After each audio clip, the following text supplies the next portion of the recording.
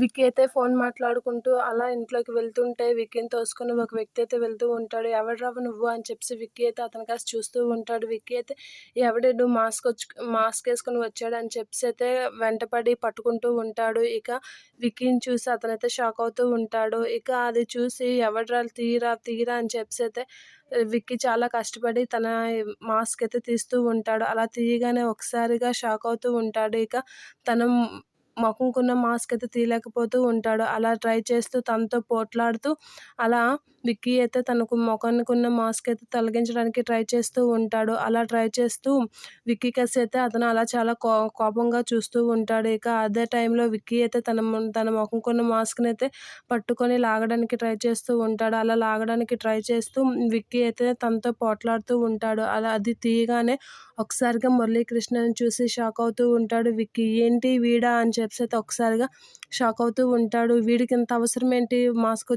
మురళి అయితే షాక్ అవుతూ ఉంటాడు. ఇప్పుడు ఎలా అని అయితే ఆలోచిస్తూ ఉంటాడు. ఇక విక్కీ కూడా షాక్ అవుతూ ఉంటాడు. "వీడేంటి ఇక్కడ?" అని అయితే షాక్ అవుతూ ఉంటాడు.